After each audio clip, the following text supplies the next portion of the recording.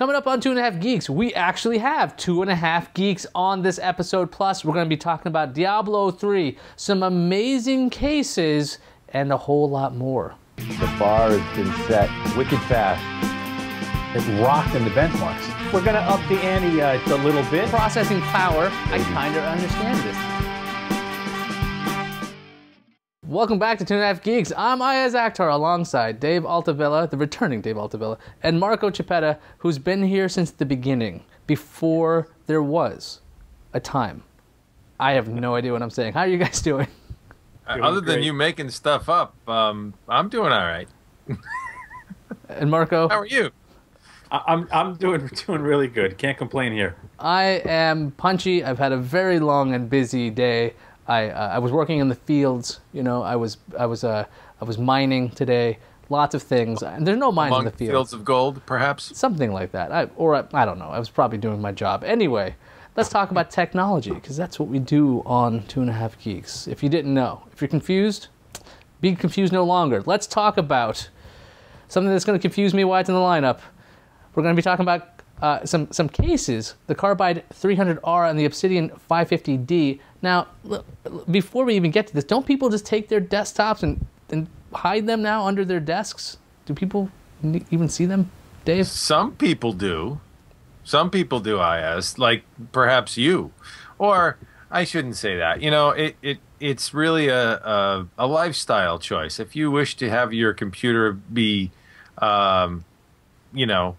performing and not seen or heard, then yeah, perhaps you might tuck it away in the desk elsewhere.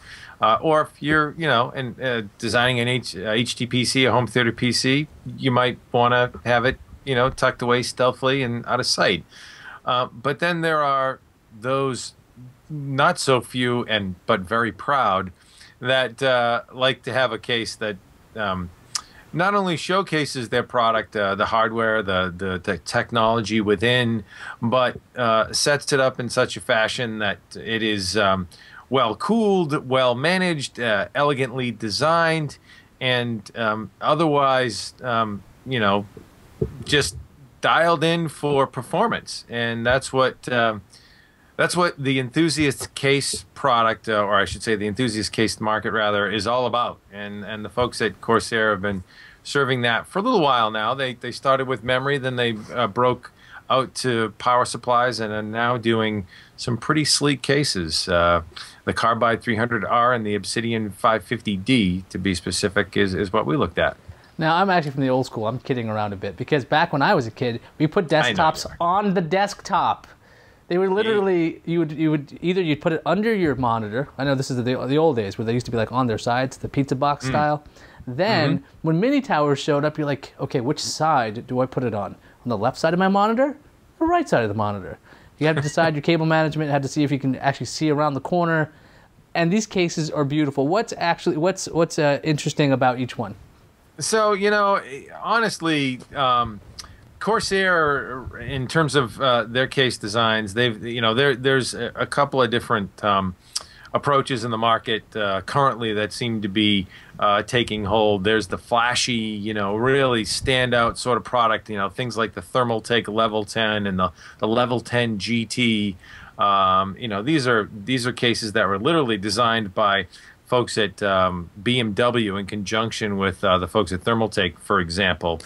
So you get some really flashy products out there like that. And then you also get, the folks at Corsair and Silverstone and some of these other higher-end case manufacturers that strike a balance of, sleek design, really minimalistic lines, along with high quality. So that's what Corsair definitely strides the line for, is that high quality, sort of minimalistic approach where the construction, the layout, the materials and workmanship of the product is top notch.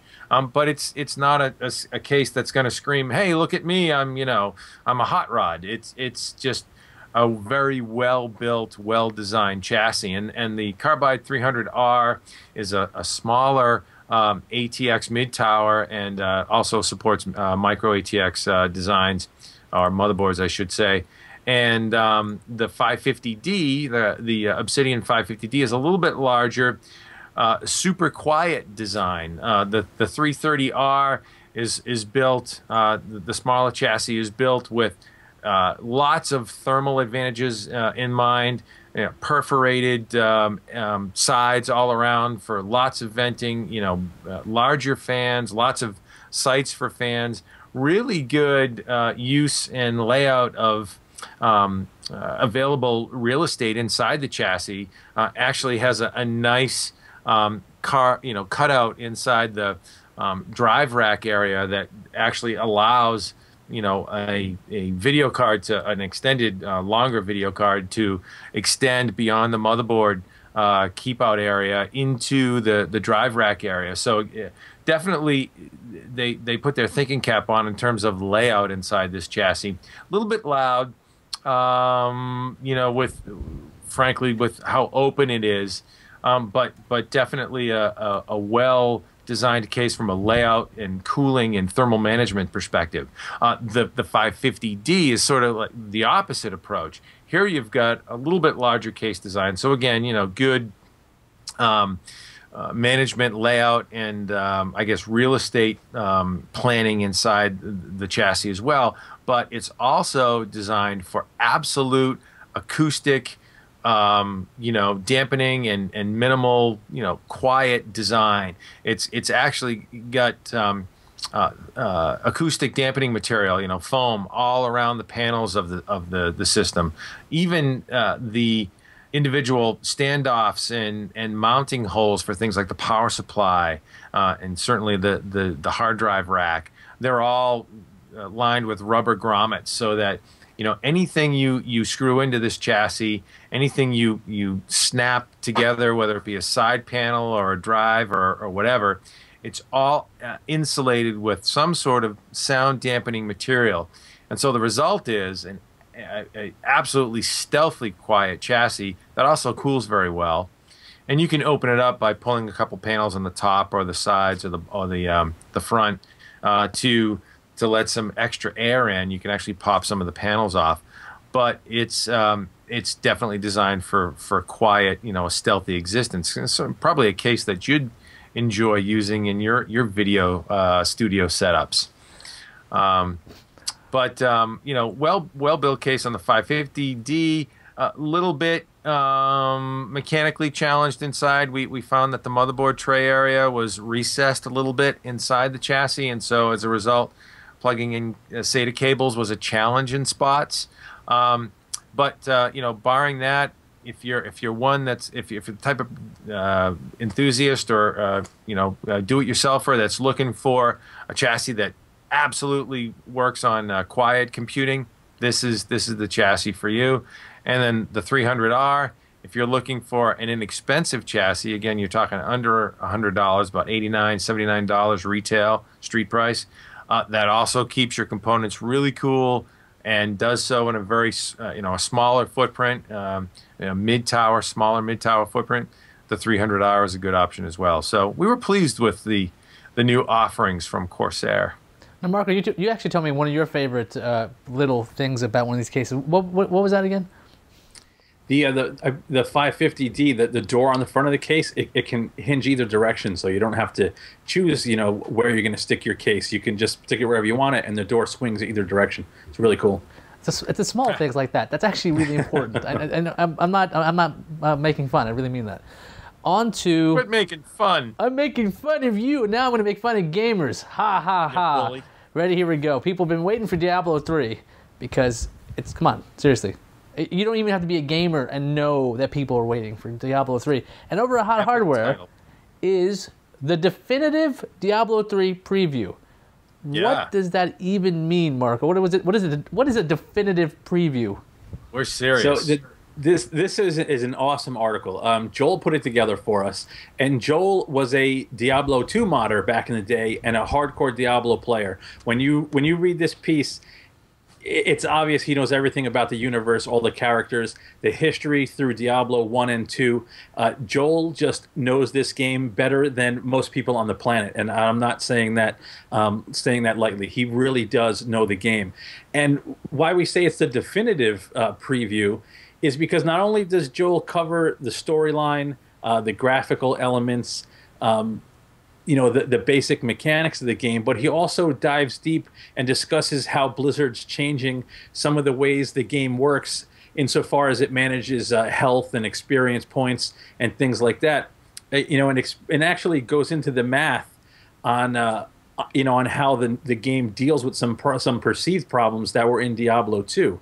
It's really an interesting piece. I can't pretend to know a fraction of what Joel knows about Diablo. I played Diablo 2, but it was more just so I could mash my button and kill monsters and stuff.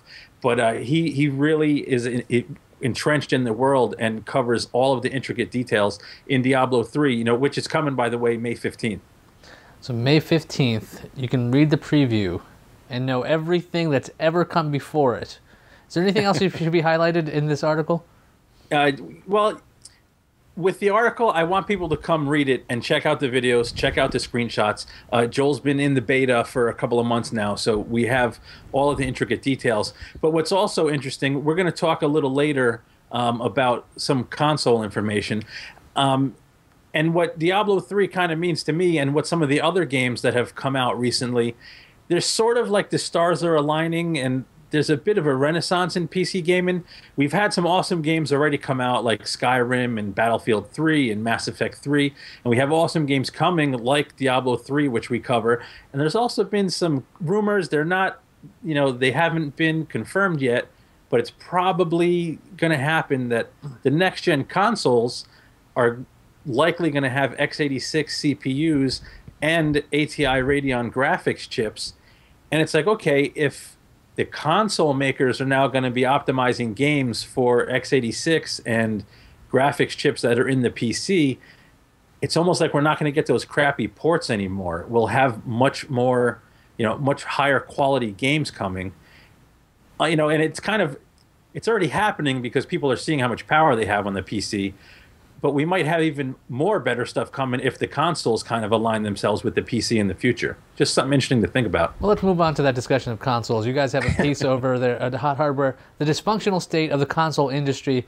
And obviously, there's been lots of rumors about the 3 unreleased consoles that are expected. The Wii U, apparently people are groaning that the hardware is just pathetic. It's actually not as strong as the 360 or the PS3, which are current-gen technologies. There's also murmurs that the Xbox 720, whatever they're going to call it, and the PS4, these things are going to kind of lock down how you can actually play used games. Dave, what is going on with the next generations of consoles beyond this? Like, this sounds really negative, but hardware-wise, for at least the 2 major ones, it does seem a little exciting. Well, we should spitball this around a little bit because this is a large discussion on a number of fronts, and Marco touched upon really some rumors of the PS4. I think you were speaking of, Marco, relative to its CPU and GPU architecture. And again, we have to underscore that a lot of this is speculation, rumors, and some of it's based in perhaps some reliable sources, I guess you could say. But there's a number of different dynamics in play, and I think it really speaks to the chord that Joel was striking. Again, we come back to Joel Hruska. He had a banner week this week. He was on his game. We really had some very insightful, creative stuff from Joel to sink our teeth into, and thank you very much to Joel for that. And so, yeah, you're looking at a situation where we've got a sort of a confluence of lots of different things that are changing and shaping the console industry, whether they like it or not. Architecture is a big issue, and it's been too long since we've seen a healthy architectural refresh in the console space. And so, rumors that the PS4 is targeted at DX10 era Radeon 4000 sort of stuff that is sort of melded in with fusion based designs from AMD and other sort of rumors that are sort of swirling about. I think we need to take a step back and think about this because, is AMD sort of, or I should, excuse me, is Sony with the PS4, targeting, their next generation console on even current generation hardware? Probably not. I think that a lot of that's based on rumor and speculation. I should say, excuse me, the Wii. There was rumor that the Wii is based on a 4000 series part, in that the PS4 was more of a fusion based part, which would point to at least a DX11 core. But taking a step back, even from that, and just considering the whole industry in general, we have a lot of things going on. You touched on a couple of things. Xbox, the next generation Microsoft Xbox console, locking down the used game market and going to more of an online content distribution model and requiring an always-on internet connection. We've heard rumors of that. We've heard rumors of the Wii, actually, to give you a little bit more granularity on that, based on a Power 7 core, IBM Power 7 core CPU, again with previous generation Radeon 4000 family graphics, more like DX10 quality graphics engine. I think, again, that there's a fair bit of speculation there. You have to be careful what you believe. One of the things that was shocking that we've heard from, again, more credible sources, developers concerned with the Wii's touchscreen, this touchscreen control that they're coming out with, that's going to be newer technology. You would think innovative technology, again, like the Wii, the folks at Nintendo did so well with the initial Wii, where you had that motion controller, that the wand that the gamer can use and interact with the game with. Now we've got a touchscreen, almost tablet-based controller that's supposedly going to be available with the system. The rumor is from developers that only one system will function with, one controller will function with a system. So as a result, now you've got this one touchscreen available to the user per system, and every other controller in a multiplayer game or environment, let's say, has to be it's more of a traditional Wii controller. So one touchscreen versus a system that can handle 2 or maybe 3 in the case of a multiplayer setup sort of breaks the model of the traditional Wii that we know and did so well, that sold like hotcakes how many Christmases ago, right? And so there's a lot of things buzzing around. I mean, it's like the console guys are really trying to get a handle on it. And a lot of it sort of points to the fact that the console industry is really trying to reinvent itself, to try and find new profit centers. This whole notion with Microsoft locking down the used game market and going to, potentially at least, streaming content model only and requiring an always-on internet connection speaks to how unhealthy the content providers' end of the deal is when it comes to consoles, and how guys like GameStop can't make a decent buck on a new game. So there's some really broken parts here that need to be fixed and assembled so that it can evolve into a product and an experience for the end user that makes sense. What do you guys think? It seems like Nintendo's quite content with not having the latest and greatest when it comes to graphics or hardware. They seem to be fine with making money on the hardware or breaking even anyway. So when Sony introduces their stuff, like the PS3 or the PS2, they're taking a loss for a while before they make it up. And the thing is, Nintendo doesn't seem to be, they're not even pretending to be in the same playing field as the top 2 guys, I think. Good observation. And when it comes to the rumors that, Dave, you said AMD by accident, but the rumors that AMD would provide the processor for the PS4, which if they're going to go with this kind of more of a, I guess, PC-based system, that's great news for them. That's kind of weird because, I mean, when Microsoft came out with the 360, they were using Power Mac G5s as their dev box because they moved to a different architecture, which is even more confusing to me. Not really sure why there'd be a move I mean, there should be a move back to x86, I would think. Marco, do you think that the x86 movement is actually going to happen, or we're going to move, and is that going to break backwards compatibility entirely? I think it's going to happen. See, what's different about this next generation of consoles and the previous gen? The previous gen were kind of, cutting their teeth on HD. The next gen stuff, HD resolutions are no big deal anymore. So you can have mid-range, lower-priced hardware and still pump 60 frames per second at 1080p. Going with x86 means they can probably get some fairly small, cheap, low-power CPUs, make nice small boxes, and they're not going to have any trouble finding x86 developers. And as far as backwards compatibility, there's probably some emulation that can go on there, and I think they could, but I don't think they care all that much. The PS3, I think now it's not backwards compatible. I don't have one, so I might get this wrong. But when they originally came out, they had hardware in there for backward compatibility with the PS2, and now all that hardware is gone, correct? Yeah, that's right. Am I right on that point? The original PS3 actually effectively had a PS2 built in, so it could handle everything. And then I believe they moved to a software emulation model that broke some compatibility. And I don't even know if the latest version does, if it even bothers. But I think if it does, it's based on software now because they had to cut costs. Yep. So, I mean, the x86 stuff is low enough power and affordable enough where I think they could do it. They're not going to have trouble finding developers.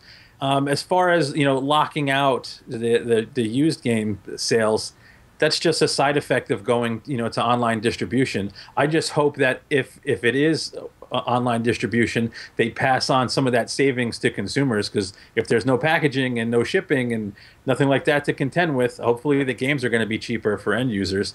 But as far as, all the speculation on what they're going to do, if you look at all the trends in the marketplace when they're planning the consoles, like right now phones are hot, tablets are hot, that's all the kind of stuff they're going to integrate. They're going to integrate, some kind of smartphone connectivity integration. There'll be some sort of touch screen, some sort of touch interface. Obviously, Microsoft will have synergy with Windows 8. Xbox 360 already has, Metro style interface. They'll also have media player stuff built in. So anything that's hot right now will be in the next consoles. That's my prediction. Marco touched on You touched on a couple of really good points there. One, the ARM contingent, which he didn't touch on, but we need to discuss. Microsoft in sort of, continuing their trend of integrating the tablet and smartphone arena with their environment on the console end as well. I think we need to think about the ARM contingent relative to Windows 8 on ARM, which obviously Microsoft has already been demonstrating. I think ARM could be a real impact player in the console space, and I think that's where this x86 story that we're getting, just sort of rumors in the mill on. Perhaps the lower end consoles, whether it be Wii or what have you.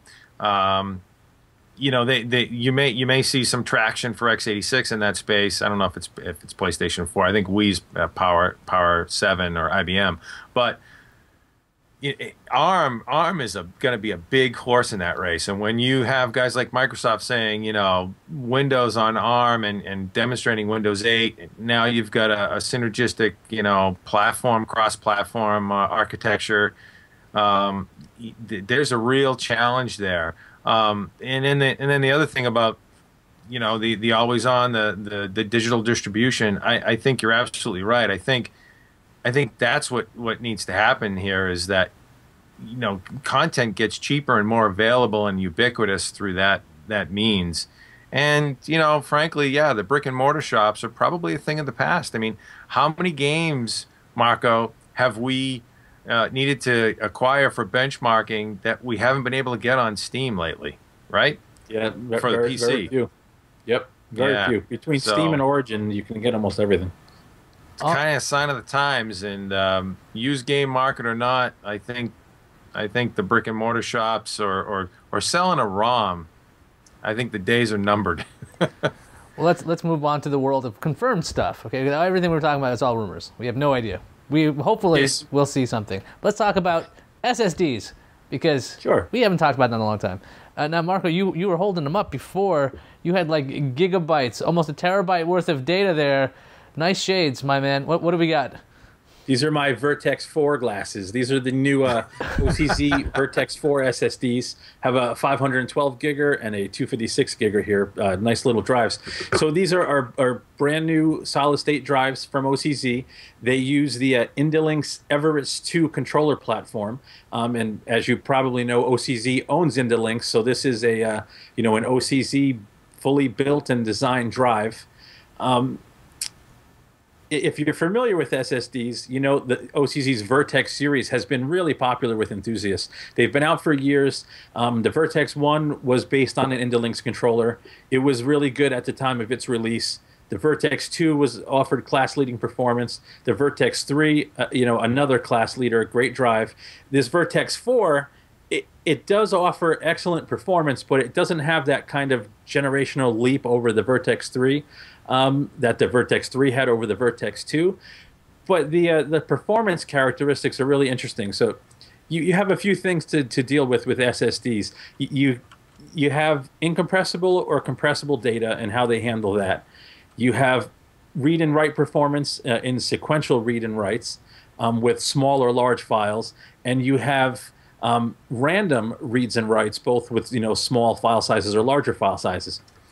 The Vertex 4 excels with writes and especially random reads and writes.